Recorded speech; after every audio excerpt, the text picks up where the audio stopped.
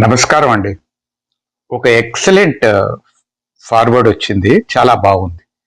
Retired మొగాడు. మొగాడు retire అయిన తర్వాత పడుతున్న పాటలు కొన్ని విందాం. అన్నీ మనం చెప్పలేము. అందుకు కొన్ని చాలా ఇంట్రెస్టింగ్ గా ఉన్నాయండి. ఇప్పుడు ఆ రిటైర్డ్ మనిషి కొంతసేపు ఎక్కువ పడుకున్నాడు అనుకోండి. వాళ్ళ ఆవిడ అడుగుతుందిట, ఏమి పని లేదు పాట లేదు, నీకేం పోయింది, పుట్టినే పడుకుంటావు, నా పని నేను చేసుకుంటూ ఉండాలి కదా, నాకు రిటైర్మెంట్ అంటూ లేదు కదా, అదే నా ఏడుపు అని ఆవిడ మొదలెడు. సరే, వీడు కొంచెం వేగిరం లేచి 4 గంటల నుంచి కూర్చుంటాడు అనుకోండి. అప్పుడు ఏం పని ఉందని 4 గంటలకు లేస్తున్నావు, లేచి ఏం చెయ్యాలి, ఎక్కడికైనా వెళ్ళాలా, ఏమన్నా సూటినే వంటింటికి బెడ్రూమ్కి తిరుగుతూ ఉంటాం. కాఫీ తాగాలి, కాఫీ కలపాలి, పాలవాడు రాలేదు, కానీ నీకేం తెలుసు అని అంటుంది. సరే, ఇంట్లోనే ఉంటే రిటైర్ అయిపోయావు కదా, కొంచెం అటు ఇటు వెళ్ళొచ్చు, ఎక్కడికైనా పైకి వెళ్ళొచ్చు కదా, ఎందుకు అలా ఇంట్లోనే కూర్చుంటావు, పక్కింటి ఆవిడ అడుగుతున్నది, అతను ఎప్పుడు ఎక్కడికి వెళ్ళడా అని. ఏమిటిది, చూడు పక్కింటి అతను రిటైర్ అయ్యాడు, 5 కిలోమీటర్లు వాకింగ్ వెళ్తున్నట్ట, నువ్వెందుకు వెళ్ళావు. అది ఇంకొక ఇంట్లో. తర్వాత అండి, ఇప్పుడు బయటికి వెళ్ళి ఇంటికే లేటుగా వస్తాడు అనుకోండి. ఉద్యోగంలో ఉన్నప్పుడు ఇంట్లో లేవు, ఇప్పుడు రిటైర్ అయిన తర్వాత కూడా ఎప్పుడో సాయంకాలం వస్తావు. ఏమిటి చేస్తున్నట్టు, ఏమిటి డబ్బా సంపాదన, అవి ఉన్నదే కదా. సరే, ఇది ఇంకొక ఇంట్లో.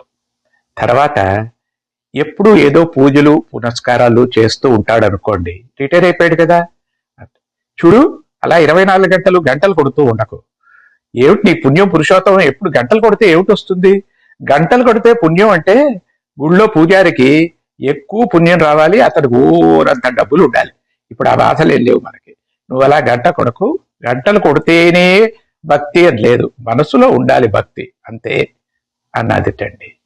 తర్వాత పార్ట్ టైం ఉద్యోగానికి పోదామని వెళ్ళేట. ఇప్పుడు ఎందుకు పార్ట్ టైము ఫుల్ టైము ఉద్యోగం చేసి ఏం చేయాలి, ఆ డబ్బులు ఏం చేయాలి, ఇప్పుడు ఉన్న డబ్బులు చాలా మనకి. కొడుకు కూతురు ఎలాగో అమెరికాలో ఏడుస్తున్నారు, నువ్వేం చేయాలి, మనం డబ్బు ఏం చేయాలి ఇక్కడ అని అంటుందిట పార్ట్ టైం. సరే, ఇప్పుడు గుళ్ళు గోపురాలు తిరుగుదాం పదాన్ని తీసుకెళ్తే, చూడు ఎప్పుడు ఈ గుళ్ళు గోపురాలు తిరగడం, నాకు మోకాళ్ళ నొప్పి తప్ప ఇంకేమీ లేవు. చూడు పక్కింటి వాళ్ళు డార్జిలింగ్, నైనిటాల్, షిమ్లా, కాశ్మీర్ ఇవన్నీ వెళ్ళొచ్చారట, అక్కడికైనా వెళ్ళొచ్చునా, అది వెళ్తే కొంచెమైనా బాగుంటుంది అన్నదిట.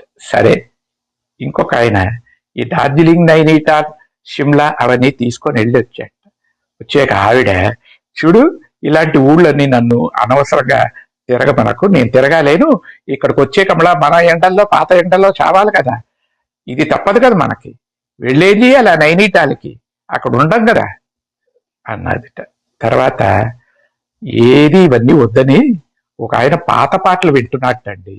చూడు ఆ పాత పాటలు, ప్రేమ పాటలు వింటూ ఉంటే అసహ్యంగా లేదు, ఏ వయసులో ఏది చేయాలని లేదు, రిటైర్ అయిపోయింది, వయసు అయిపోయింది, ఇవి కూర్చొని వింటుంటావా, ఏదో భక్తి పాటలు వినొచ్చు కదా, ఎందుకు ఈ పాటలు అన్నదిట. తర్వాత వాళ్ళ ఫ్రెండ్స్ అందరికీ ఫోన్ చేసి ఇంకొక ఆయన మాట్లాడుతూ ఉంటాడు, ఏదో అతనికి ఊసిపోలేదు ఇతనికి ఊసిపోలేదు, ఇద్దరు రిటైర్డ్, వాళ్ళతో ఏవో పాత సంగతులు అవి మాట్లాడుకుంటూ ఉంటారు.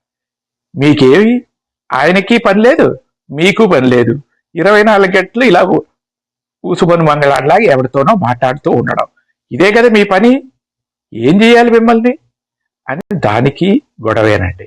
తర్వాత మంచి టిప్ టాప్ గా డ్రెస్ వేసుకుంటే, ఇప్పుడు ఎందుకు పెద్ద పెళ్లి కొడుకులా టిప్ టాప్ గా డ్రెస్ అయిపోయావు, ఏమిటి చేయాలని, ఎక్కడా పని లేదు పాట లేదు, ఇంట్లో కూర్చుందికి ఈ బట్టలేలా అన్నదిటండి. పోనీ షార్ట్స్ వేసుకొని హాఫ్ డ్రెస్సులు వేసుకొని తిరుగుతూ ఉంటే, చూడు అలాగ వేసుకు తిరిగితే ఒక ఇదిగా లేదు, ఇంట్లో ఎవరైనా వస్తే బాగుండదు, తర్వాత కోడలు అల్లుడు వచ్చిపోతూ ఉంటారు, ఇదేమిటి ఈ షార్ట్స్ ఏమిటి, ఇంట్లో ఇలాగా ఉండడం, రిటైర్ అయిపోయావని మరీ ఇంత ఘోరమా అని ఇలాగా అంటుందిటండి. ఇవన్నీ గొడవలు, ఇవన్నీ రిటైర్డ్ మొగాడు భరించాల్సిందండి. ఎంత మంచి షేరో చూసారా, ఎవరితో చెప్పుకుంటాడు, ఆడవాళ్ళు నీలాంటి రేవని ఎక్కడ పడితే అక్కడ మాట్లాడుకుంటూ ఉంటారు, కానీ మొగాళ్ళు ఎక్కడ పోయి మాట్లాడతారు? అది వాళ్ళ బాధలండి. రిటైర్డ్ మొగాడు అన్నదే దీని టైటిల్. వాడు ఎన్ని బాధలు పడుతున్నాడో వినండి.